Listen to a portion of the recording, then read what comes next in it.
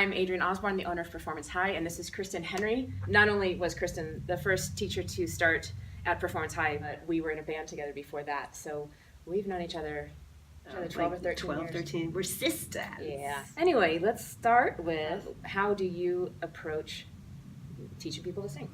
Most of the people who come into my studio are looking for answers on how their voice works. And so I think the thing that drives all of my teaching is this concept of taking control of your voice, demystifying that. So if something's going wrong, there's a reason it's going wrong. And my job is to try to diagnose that, come up with alternate strategies on how to approach things. Your job as the student, I always tell my students they need to be the compassionate observers of their voice. You have to notice what's going wrong, what's going right, and then we'll figure out why, so you can replicate that time after time after time. I had a student one time, she's like, I hate my voice. And I'm like, well, that's a very big thing to say. What do you not like about it? And she said, I sound like Kermit the Frog when I sing. And I was like, okay, well, how do we sound like Kermit the Frog? Oh, there's a lot of tongue retention here, you know? So let's talk now a little bit about your history in music. I call myself a reformed classical singer. Not that there's anything wrong with that. I love classical singing. In fact, I actually got to teach a student who is working on some Mozart recently, and that was really exciting. I got to go there. But I trained for about a zillion years to sing classical, sing opera. I worked on my master's all the way up to the master's level at CU Boulder.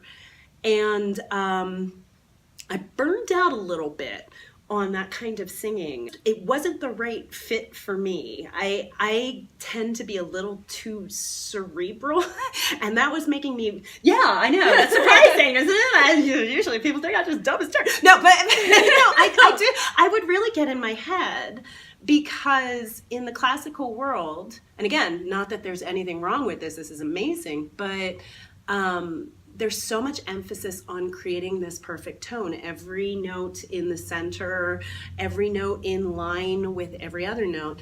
So I'm really glad I learned how to do that. But for me, it was a little bit too much. And so I kind of went dark from singing for a few years. And this is an important experience, actually, because I think this happens to a lot of my students who come back to me in their 30s, in their 40s.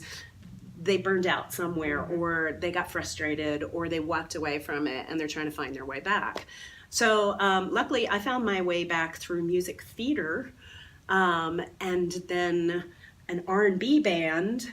And as it turns out, I was really good at that. I'm like, okay, I didn't know I could belt. Oh, let me have a too. And what I didn't realize underneath the surface was happening until I started teaching commercial music, until I started teaching non-classical, was all of these techniques that I had picked up in my classical training were transferable to this different type of singing, in terms of how you use the air, chasing the filtering, finding the right resonances. All of this was really kind of a smooth transition. And one of my degrees at CU was in vocal pedagogy, so I had really, really studied anatomy and physiology, the physics of singing, teaching techniques, yada, yada. So all of a sudden, it just kind of all came together, thanks to you. This is going in the director's cut. So we're getting our nails done. You remember this? Yes. I remember this moment. It was like life-changing moment. I had a baby, and I needed a girls' day, and so I got some of my girls, and we're getting our feet done, and I'm sitting next to Adrienne, and Adrienne's telling me about her voice studio and how excited she is about it, but how there's like so much work and so many students and she's needing to turn people away.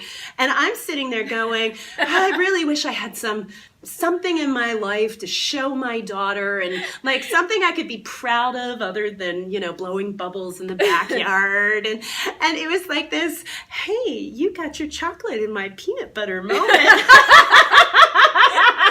Totally.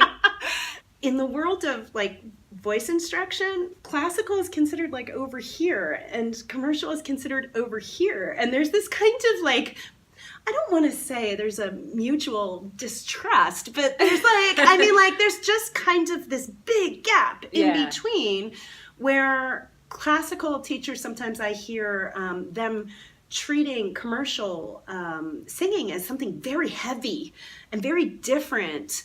You know, you mentioned, or like, you know, belting and it's using your chest voice. And I'm like, not necessarily, you know, in fact, not at all.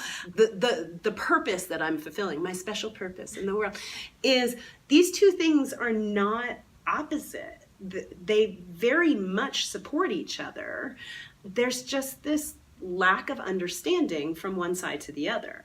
I want to be a bridge. The biggest thing I took from yoga that I apply to singing is the concept of engagement.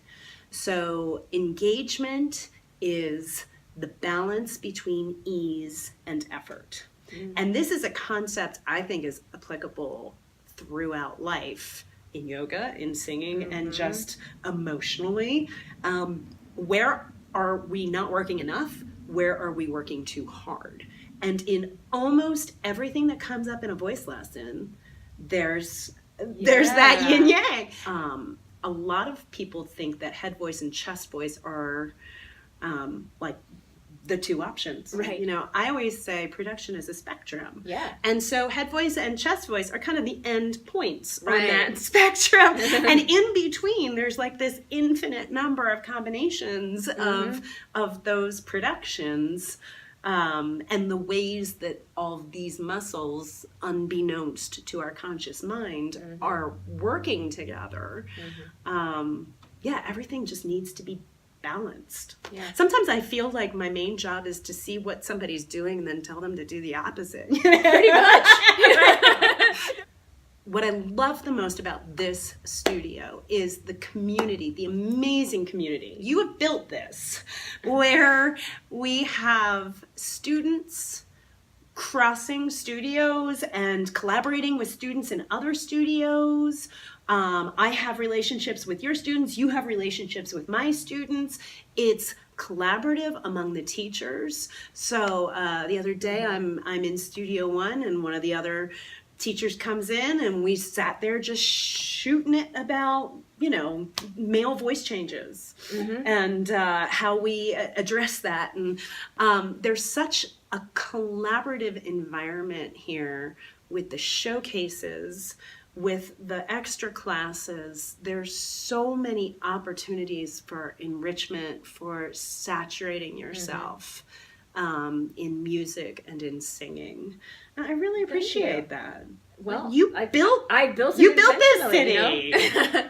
Well, I remember when I was taking voice lessons, I would spend like half of every lesson grilling Jessica about like, what's it like to be in a band? How do you use a microphone?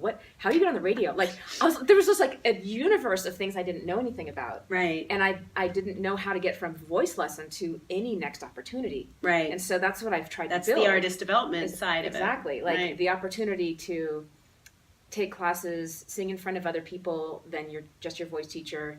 Now we're starting bi-weekly jams in Denver. I don't know if you saw them. Yeah, I did see that. Get more experience, make more friends.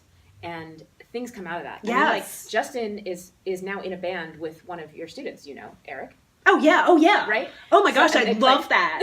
And I love it here. I do. I'm so glad. I do. I Hope you will stay never forever. leave you. Good. You have me forever. I'm like a barnacle. I'm like a callus. Beautiful. I'm here because of all your hard work. And I'll never go away. Take lessons with me. Take lessons with Adrian. Take lessons with one of our wonderful teachers here. If you're worried about it, don't be. This is the happiest, safest place for you to come in and, you know, chase those dreams. Yeah. Yeah, so if you'd like to book a lesson, just go ahead and email us or submit the contact form on the website. All the information is below this video. Thanks, Kristin. Thank you, Adrian.